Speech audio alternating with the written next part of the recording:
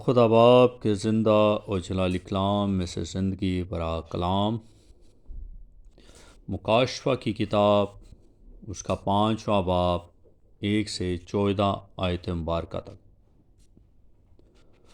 اور جو تخت پر بیٹھا تھا میں نے اس کے دائیں ہاتھ میں ایک کتاب دیکھی جو اندر سے اور باہر سے لکھی ہوئی تھی، اور اسے 7 مہریں لگا کر بند کیا گیا تھا۔ پھر میں نے ایک اور زوراور فرشتے کو بلند آواز سے یہ منادی کرتے دیکھا کہ کون اس کتاب کو کھولنے اور اس کی مہریں توڑنے کے لائق ہے؟ اور کوئی شخص آسمان پر یا زمین کے نیچے اس کتاب کو کھولنے یا اس پر نظر کرنے کے قابل نہ نکلا۔ اور میں اس بات پر زار زار رونے لگا کہ کوئی اس کتاب کو کھولنے یا اس پر نظر کرنے کے لائق نہ نکلا۔ تب ان بزرگوں میں سے ایک نے مجھ سے کہا کہ مت رو، دیکھ، یہودا کے قبیلے کا وہ ببر جو داؤد کی اصل ہے، اس کتاب اور اس کے 7 مہروں کو کھولنے کے لیے غالب آیا۔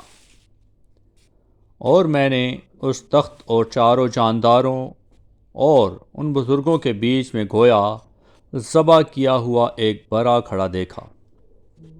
اس کے 7 سینگ اور 7 آنکھیں تھیں۔ یہ خدا کی 7 روحیں ہیں جو تمام روح زمین پر بھیجی گئی ہیں۔ اس نے آ کر تخت پر بیٹھے ہوئے کے دائیں ہاتھ سے اس کتاب کو لے لیا۔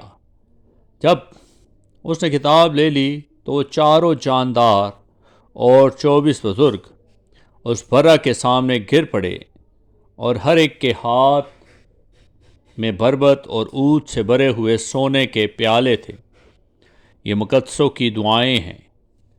اور وہ یہ نیا گیت گانے لگے کہ تو ہی اس کتاب کو لینے اور اس کی مہریں کھولنے کے لائق ہے، کیونکہ تو نے ذبح ہو کر اپنے خون سے ہر ایک قبیلے اور اہل زبان اور امت اور قوم میں سے خدا کے واسطے لوگوں کو خرید لیا، اور ان کو ہمارے خدا کے لیے ایک بادشاہی اور قائن بنا دیا، اور وہ زمین پر بادشاہی کرتے ہیں۔ اور جب میں نے نگاہ کی تو اس تخت اور ان جانداروں اور بزرگوں کے گردا گرد بہت سے فرشتوں کی آواز سنی، جن کا شمار لاکھوں اور کروڑوں تھا، اور وہ بلند آواز سے یہ کہتے تھے کہ ذبح کیا ہوا برا ہی قدرت اور دولت اور حکمت اور طاقت اور عزت اور تمجید اور حمد کے لائق ہے۔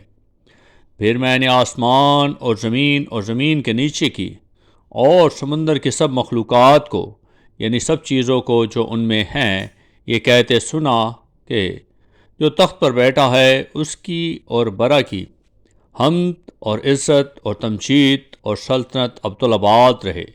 اور 4 جانداروں نے آمین کہا، اور بزرگوں نے گر کر سجدہ کیا۔